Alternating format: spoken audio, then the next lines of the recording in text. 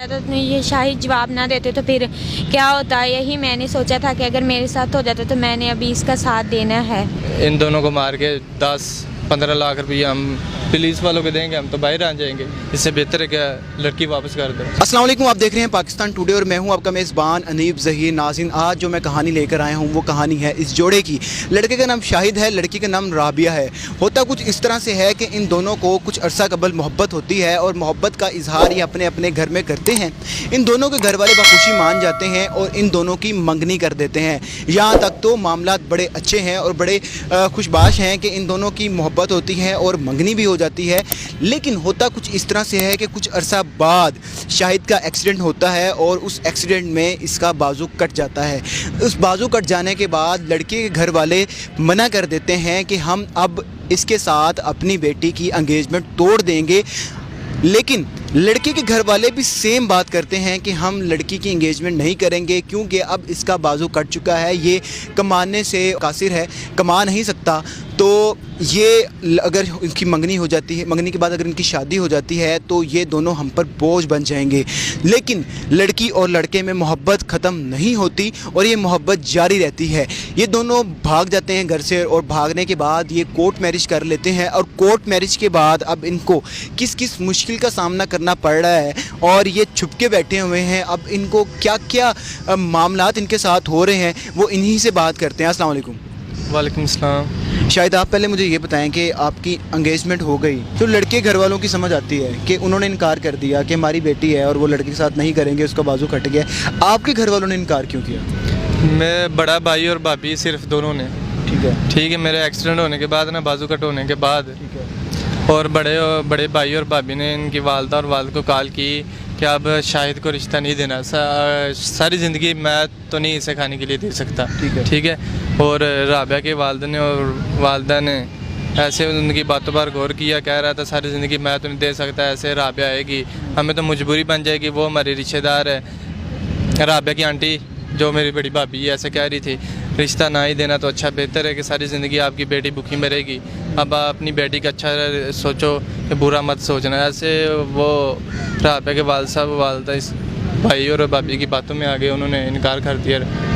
तो कितना अरसा बाद आप दोनों ने ये फ़ैसला किया कि अब हमें भाग के निकाह कर लेना चाहिए? तकरीबन मेरे एक्सीडेंट ना 1 मंथ हो गया था। एक्सीडेंट होने के बाद अभी ज़ख्म ना थोड़ा सा ठीक नहीं हुआ था और इसका मैसेज आया कि अम्मी अब्बू ना शादी करने लगे और भाभी की और भाई की कॉल आई है। उन्होंने कहा कि इसकी शादी जल्दी कर दो, फिर इसके साथ बात करती है कि ये चली ना जाए उसके साथ। तो इसका रिश्ता तय कर दिया, को जल्दी मंगनी भी नहीं की कि डायरेक्ट छोटा मोटा आगे ना निकाह कर देते हैं।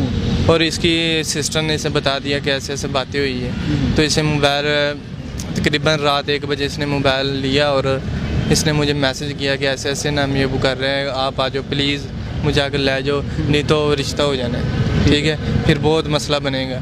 उस दौरान आप बात करते रहे? जी करते रहे बात उस दौरान। तो आप जब भागे हैं तो लाहौर में जब आए हैं तो लाहौर में आकर आप रहे हैं यहाँ पर, तो यहाँ पर आपको किन किन मुश्किलात का सामना करना पड़ रहा है? जब मैं इसे लेकर आया था ना घर से, हम सीधा पाकपतन गए। रात उधर रहे बहनोई के पास, हमारा साथ उन्होंने दिया था, निकाह वगैरह सब कुछ करवाया। वकील के पास गए, मौलवी आपके बहनोई ने? जी वकील आया और मौलवी आया, क्या कहते हैं निकाह वगैरह हो गया, सब कुछ हो गया। उसके बाद हमने रेंट पे मकान लिया पाकपतन शरीफ। वहाँ पे 1-2 मंथ गुजारे। ठीक है, धमकियाँ दे रहे थे ऐसे कर देंगे वैसे कर देंगे, इन दोनों को मार के 10-15 लाख रुपया हम पुलिस वालों को देंगे, हम तो बाहर आ जाएंगे। इससे बेहतर है क्या लड़की वापस कर दो।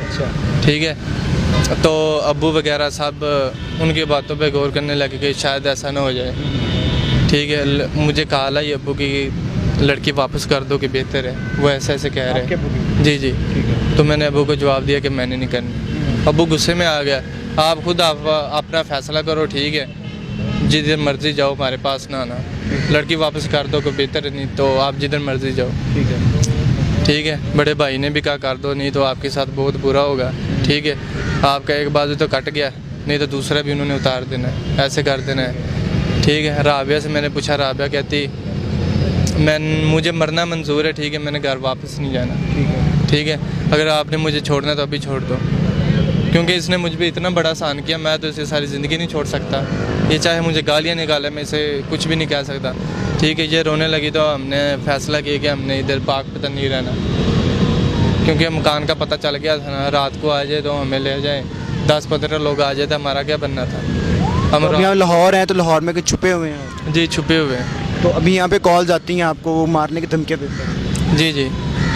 अच्छा राबिया, आप मुझे ये बताएं कि हमारे माशरे के अंदर, बल्कि ये वैसे भी भागना घर से और शादी कर लेना मुनासिब बात नहीं समझी जाती, तो क्या आपने ऐसे भागने की बजाय कोशिश नहीं की घर में अपने माँ बाप को मनाने की?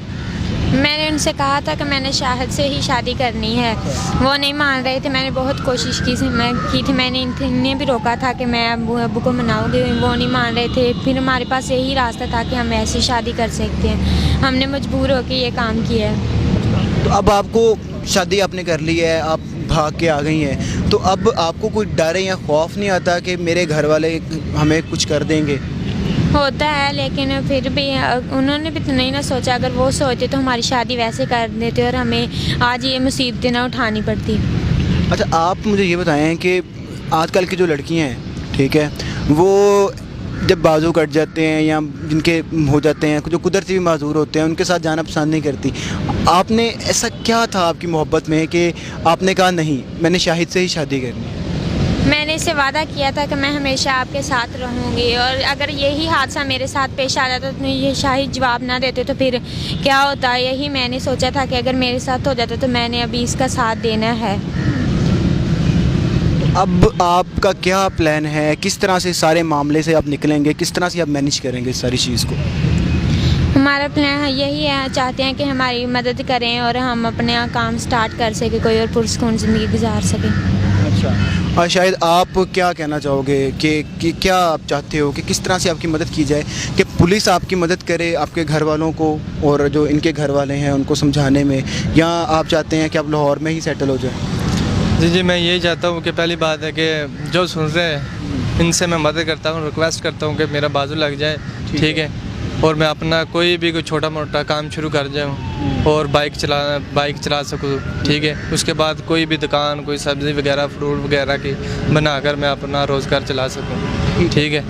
और इनके वालिद साहब और इनके साहब ये रिक्वेस्ट करता हूँ कि ये मान जाए तो बेहतर है, ठीक है, हमें माफ़ कर दें, जो भी हुआ उनको भी गलती है, हमने मजबूर हो गई ये कदम उठाया, नहीं तो हमने नहीं उठाना था, ठीक है। हर रास्ता बंद हो गया था हमारी तरफ से, हर रास्ता, कोई रास्ते नहीं था इसके अलावा, ठीक है। जी, तो नाज़रीन, शाहिद और राबिया की आपने कहानी सुनी। घर से भागना मुनासिब अमल नहीं है, इस बात को सारे मानते हैं, लेकिन इनका कहना ये है कि हमने मजबूर होकर, जब हमारे सामने सारे रास्ते बंद होकर, हमने फिर ये फ़ैसला किया और फिर ये कदम उठाया। तो जो देखने वाले हैं उनसे रिक्वेस्ट है कि अगर तो इनके बाजू कोई लगवा सकता है तो वो लगवा दे, ताकि इनकी हेल्प हो सके। और दूसरा, अगर इनके घर वाले देख रहे हैं तो उनको भी चाहिए कि अब इन्होंने निकाह कर लिया है, खूबसूरत बंधन में बंध चुके हैं, तो अब वो भी इस चीज़ पर कॉम्प्रोमाइज़ करें और इस अच्छे तरीके से इन मामलों को